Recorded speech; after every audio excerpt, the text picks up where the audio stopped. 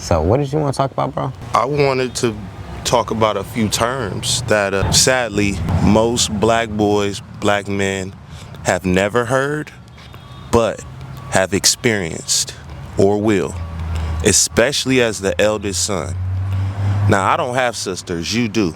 I have 3 little brothers, but very young, I was forced into a position to have to think like an adult for whatever reasons. I had to pay my mom's rent. The term is called being parentified. Most kids don't know that it's not your job to watch your siblings. Yeah, it's a great courtesy, but in black families, in most families, you gotta watch your younger siblings. And I'm not calling judgment on the parents for this, that you gotta work and that you need help. What I'm saying is, truly, that is not the way to build a great individual. Like, yes, I have Junior watch Drea, but he's not actually watching her. There's other adults around all the time. I'm just teaching him to always keep an eye on his younger sibling. But me, when I was his age, at 7, I found my first 8-ball and I already knew what to go do with it. Make an exchange, get some money in here so that moms could pay the rent. So she ain't had to walk up the street and meet Mr. Cecil on San Pedro. Think I don't remember? Like, stop playing with me. The word is being parentified. Second term I want to talk about, son husband. Once again, I'm not telling these parts of the story for no reason. Walking up the street at 11 o'clock, dark alleys and stuff to get to this man's house. I became a son husband. I had to protect my mother at an age when I couldn't lift a cherry. You feel me? From the rent to protection to wisdom. Hey, I don't think we should be going out at this time. Getting her to sit her hot ass down sometimes. What would you say? Have you experienced anything where you were parentified or treated as a son husband? I mean, of course, that happens to every black boy who grows up with a single mother. It shows up in different ways, whether it's emotionally, physically, financially. They always end up in that type of dynamic because she's heartbroken and you're the closest male to her, you're the closest male influence, and God forbid she don't have her daddy. God forbid her daddy was on some like my grandpa was dealing with some so she didn't even have the father. She didn't even have that male guidance. She was just getting done however she wanted to get done by these. So it's like every black boy dealt with that to a certain extent, probably not to certain degrees, you get what I'm saying? But I think every black boy has that emotional cord to his mother. I heard this thing, it was like there's 2 umbilical cords a man has to cut from his mother. The first one's physical, the second one is spiritual. When you cut that emotional tie of feeling like you're not complete without this person, or you can't make decisions for yourself without this person, I think we just stay too attached, crazy enough, and we try to fix her or we try to help her and take unnecessary stress off, like what you're saying, because of her circumstance. I think as kids, if we don't have nobody around us telling us that you shouldn't be doing that, you're not supposed to do that, we'll just do that shit by nature, because it's like, what are we supposed to do, to sit there and watch our mama go through that? It's just our nature. He was gonna help. He was gonna do something. He was gonna at least try, but there should have been another male, a grown ass man right there saying, nah, this ain't how this is supposed to be happening, and take responsibility for being the man in that household.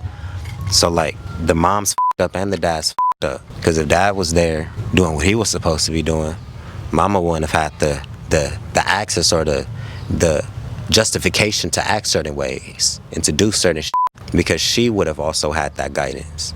So she was able to just do free realm, treat her kids however she wanted, do whatever she wanted, just whatever the she wanted, because there was nobody else necessarily right there saying, no, don't do that. You know, it's kind of hard for a dad to set rule and set principle in a household and he lived 5 miles away. What can he do? You got to pick up the phone, bust a random mission. But by the time the child needs discipline, the shit done already happened. The arguments done already happened. The mama done already got her lick in. And now they calling daddy. You know what I'm saying? So if dad was already right there, mama wouldn't even have been able to get that lick in, because the lick would have got prevented. Now y'all both up. You need to stop talking like that and she need to stop acting like that. Or vice versa, whatever the But there was no man right there. So us as the kid, we not thinking anything's wrong with mommy. We thinking something wrong with us if we don't speak up and help. Because there ain't no man right there. And that was a great transition into just an asterisk asterisk. Just information only. For y'all that's still healing, especially my ladies, my young men around my age. I'm 37 going 38.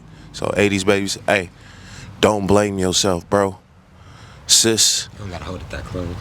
Oh yeah, I forgot you got these really good mics. Oh, but it helps though. I want to give y'all a little game in case you don't know about something called quid pro quo. Okay? There were certain things that went down in the government, such as Reaganomics or the war on drugs, that took a lot of black men off the streets because after slavery ended, Off the streets or out the homes? so off the streets and out the homes, because the thing was black men have always had a certain way about ourselves, right? So sexuality, whatever. I'm not gonna blame it on anything. What I'm trying to do is give you solace in why your father wasn't there, okay? It wasn't that he was a Rolling Stone or wanted to sell drugs or was out here. Bro, they was picking up for nothing. And I'm not saying that necessarily happened to you. What I'm saying is, like, my dad did 16.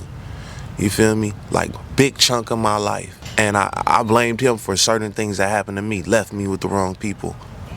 And in this moment, I could heal. Let's heal together. Because these different systems took good men out of... Maybe the man left the home. I don't know. What I'm saying is, it wasn't just your mama's fault. Okay? She didn't just run the off. Okay? Right. Now, she could have played a part. She definitely played a part. Right, but there was two sides of every equation, and I think that's how the kid grows and heals from it, and they don't grow resentment. They actually gain the perspective from it, because when they start, like, for instance, a lot of women that I be talking to, they can name exactly what their daddy issue is. You make sure you're not talking to nobody like your daddy. What's your mama issue? Why are you looking at half of it? Look at the other side.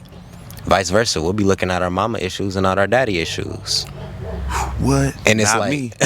Not me. I know my daddy issues.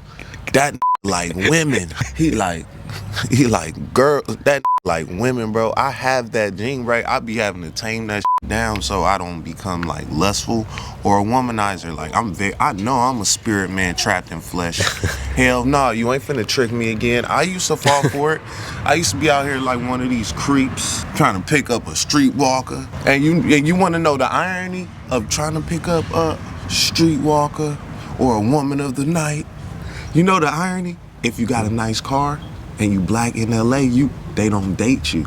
So if you know, you know. So I never got no love. I never even got to do the freaky shit. I run into good girls, man. Like, I mean, virgins I done had. I'm like, nigga, am I Aladdin? It's getting off track. I'm not. We still talking about women. I love the lady. Oh yeah, just taming your desires. Mommy and daddy issues. Oh yeah, so that's my daddy issue. Over desiring women always. Yeah, I don't want to be lustful. So yeah, and then my mom issue is my anger and my alcoholism. Straight up. Mic up a little bit. My mother wound is my alcoholism and my anger. She's very, very quick to anger. I could have not brushed my teeth right, you know, had a little toothpaste here and I'm getting smacked up the head like hard type shit. I'm like, why are you so hard on me? But that's why you can't play with me as an adult. But I'm over zealous a lot of times when I should just shut up. But silence scare white people too. So you gotta learn how to smile. So it's like a whole balancing act with being emotionally competent. But you know, the more we go through, the more points we can add to that EQ and IQ. Something else I want to speak on when it comes to the system, you know, that's getting all these black men and putting us in very interesting predicaments to a certain extent. And this is where we stop looking at ourselves as victims. They put us in the environment that makes it easy for us to up. And a lot of times we're making the decisions to up because we're not conscious that we're in a system that's encouraging our up. So we'll make the decision and ourselves up just off of access. And that's like you put a whole bunch of people crabbing a bucket. Nobody here got resources. Going on YouTube putting a bait car in the hood. Obviously, somebody, why didn't you do that in Beverly Hills? Right. You did that over here because you knew that they were suffering. You knew that they were starving. Now the ones who starving, you know that they doing grimy shit like this and doing shit to encapsulate you. Don't steal the car. Suffer for a little. It may hurt. But if you know that there's a system actively waiting for you to so they could snatch you, you need to be on your P's and Q's.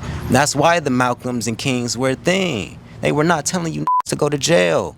They were not. They were telling you stay out of that shit because that's not humane. There's something wrong with that shit. You got to start using your mind to keep you out of certain shit.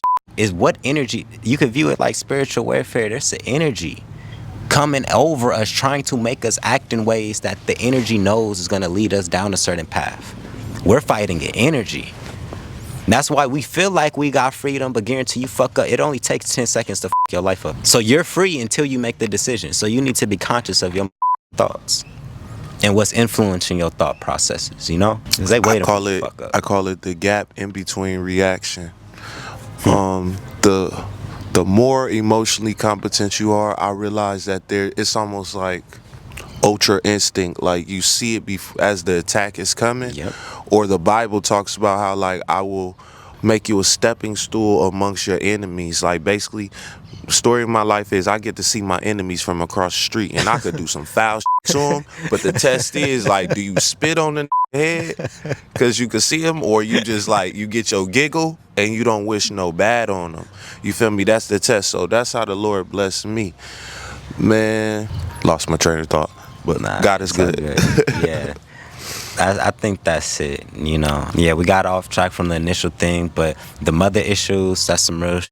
We get parentified naturally, son husbands, everything. It's a system that created that, but then the little black boys that's on the receiving end of that, we dealing with a lot of because the daddy ain't there and mama don't want daddy there either. He don't want to be there and she don't want him there. Ain't that some I'm supposed to be with my kids right now. I get a long ass text. I'm taking the kids up to my sister's house to help her set up for her boy's graduation. So why don't we find a way to leave the kids with me? Nah, that ain't even a damn option. If I start that, I'm gonna be in court Monday. That's how the game do you.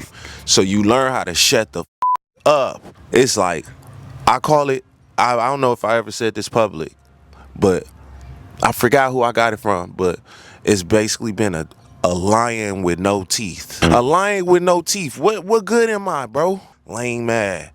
You ain't scaring nobody. You don't even get to see your kids when you want. Unless you go through this whole boxing match with the whole court system, her family, yo mama, yo brothers. Shout out to the Lord letting me keep my sanity. Nah, because hey man, if you still listening, if this rolling, hey, clip this. Hey bro, your biggest asset on this earth is your sanity. Okay? You can always bounce back, okay? You can always bounce back if you keep your mind. They want us sitting on the corner asking for change, man. Talking to the squirrels, man, even though I do that. I mean, damn. The whole thing. Yeah. Oh, damn. Look at that boy. So